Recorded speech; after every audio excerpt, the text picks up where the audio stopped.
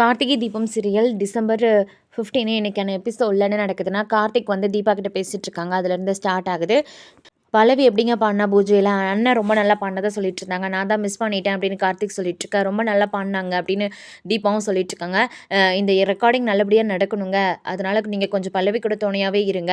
எல்லாம் அந்த சிதம்பரத்தை யோசித்து தான் ஆளை கடத்திடுவார்லாம் நான் சொல்லலை, ஆனால் சின்ன சின்ன விஷயம் கூட ரெக்கார்டிங்கை தடுத்துட முடியும், உங்களுக்கு புரியும்னு நினைக்கிறேன் அப்படின்னு கார்த்திக் சொல்லிட்டு இருக்க. தீபா வந்து கடவுளை இந்த ரெக்கார்டிங் வந்து நல்லா நடக்கணும், அந்த பொண்ணுக்கு நல்லா பாடுறது இதை கொடு அப்படின்னு மனசில் நினைக்கிறாங்க. நான் பார்த்துக்கிட்றேன், நீங்கள் சொல்கிறது புரியுதுன்னு தீபாவும் தலையாட்டுறாங்க.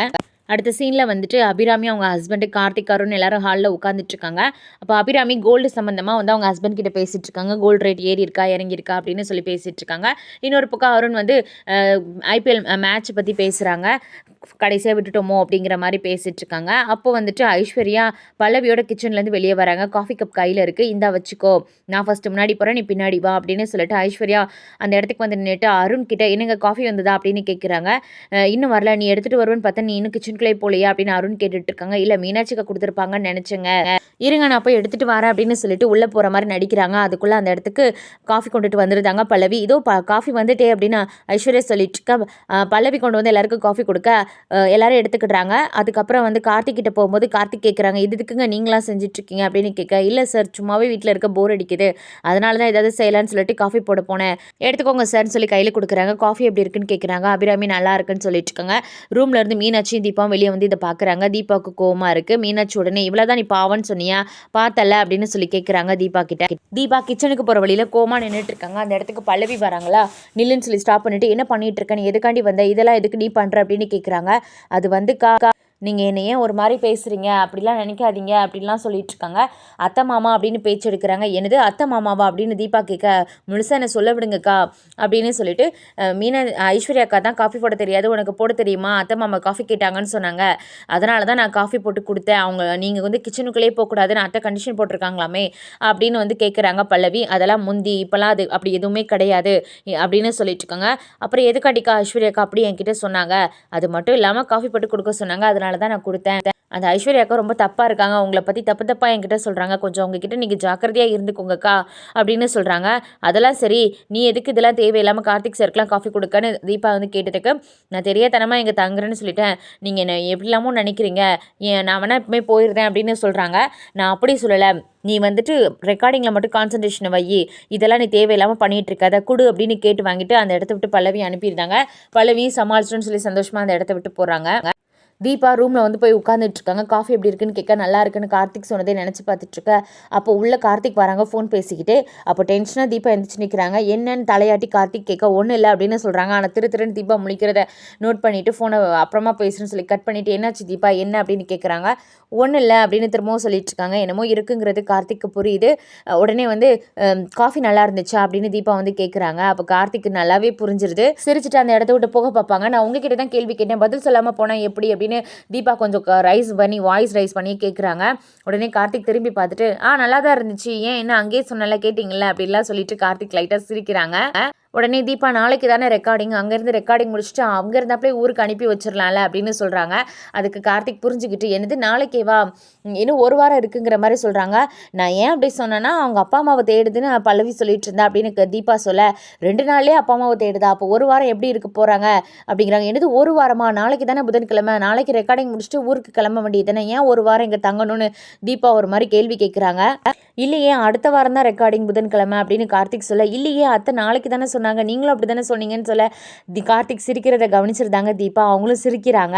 இப்போ தாங்க ஒரு டிபிக்கல்ட்டான ஒய்ஃபாக வந்து பிஹேவ் பண்ண ஆரம்பிச்சிருக்கீங்க, இல்லைனா கார்த்திக் சார்னு நெளிஞ்சிட்டே இருப்பீங்க, இப்படியே இருங்க, இதுதான் நல்லா இருக்குது, நாளைக்கு ரெக்கார்டிங் முடிச்சு தான் அனுப்பி வச்சிடலாம் அவங்கள, நீங்கள் ரொம்பலாம் வந்து யோசிக்காதீங்க அப்படின்னு சொல்லிட்டு கார்த்திக் வந்து அந்த இடத்த விட்டு போக பார்ப்பாங்க. உடனே நின்று தீபா கிட்ட என்ன சொல்லுவாங்கன்னா, நீங்கள் பாரு தீபா, நாளைக்கு ரெக்கார்டிங் வரைக்கும் நீங்கள் கூடயே இருங்க, நீங்கள் இன்றைக்கி ஆஃபீஸ்க்குலாம் போக வேண்டாம், நான் ஒரு புது விஷயமா வந்து காப்பிரைட்ஸ் வாங்குறதுக்காண்டி ஒரு இடத்துக்கு போக வேண்டியது இருக்குது, அதனால் பல்லவியை பார்த்துக்கோங்க, நான் போயிட்டு வந்துடுறேன்னு சொல்லிட்டு கார்த்திக் போகிறாங்க. போகும்போது திரும்பி பார்த்து சிரிச்சுக்கிட்டே போகிறாங்க. தீபாவும் சிரிச்சுட்டே நிற்கிறாங்க. நான் காலிங்கிற சாங் வந்து பேக்ரவுண்டில் ஓடுது.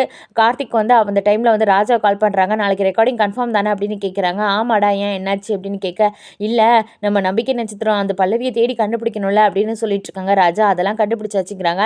எப்படி மாப்பிள்ள அப்படின்னு கேட்குறாங்க. அதெல்லாம் சஸ்பென்ஸுங்கிறாங்க. தெரிஞ்சுக்கலான்னு என் மண்டையே வெடிச்சிரும் அப்படின்னு ராஜா சொல்லிட்டு இருக்க, அது நாளைக்கு தெரிஞ்சுக்கோ, அது வரைக்கும் உன் மண்டை வெடிக்கட்டும் அப்படின்னு கார்த்திக் சிரிச்சுக்கிட்டே சொல்கிறாங்க. நீ இந்த ஆஃபீஸ் எடுத்ததுமே நல்லா எல்லாரையும் வச்சு செய்ய போகிறேன்னு நினச்சேன்னு பார்த்தா நீ என்னையவே வச்சு செய்ய மாப்பிள்ள அப்படின்னு சொல்லிட்டு இருக்காங்க. என்னமோ தெரியல, உன்னை பார்த்தா மட்டும் அப்படி தோணுது அப்படின்னு கார்த்திக் சொல்லிட்டு இருக்காங்க.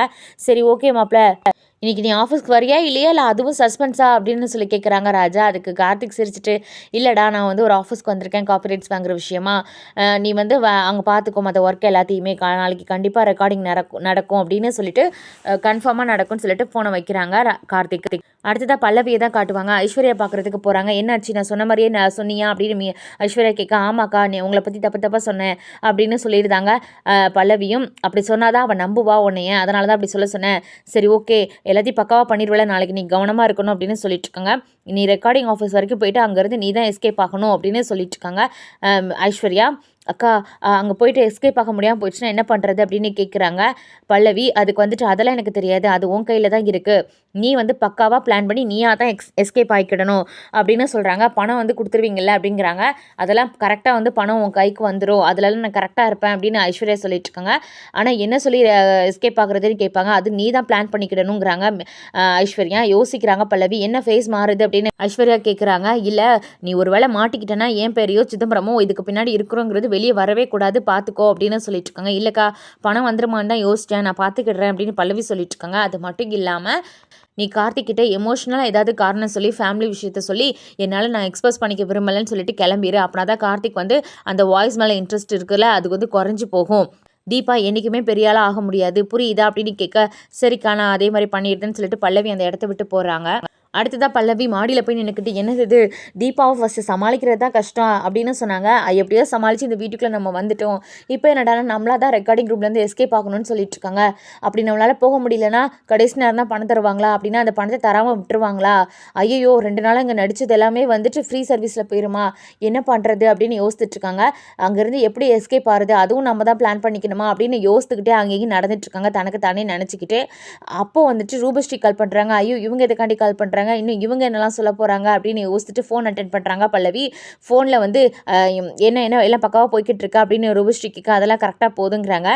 ஐஸ்வர்யா என்ன சொன்னா அப்படின்னு கேட்குறாங்க. அவங்ககிட்ட நீங்கள் பேசியிருப்பீங்கல்ல அப்படின்னு அந்த பல்லவி பொண்ணு கேட்க, பேசினேன், இருந்தாலும் உங்ககிட்ட கன்ஃபார்ம் பண்ண தான் கால் பண்ணேன்னு ரூபஸ்ரீ சொல்ல, ஓ இவங்களுக்குள்ளேயே நம்பிக்கை இல்லையா, என்ன சொல்லுவாங்க வழக்கம் போல் உள்ளது தான் அப்படின்னு சொல்லிட்டு இருக்காங்க பல்லவி.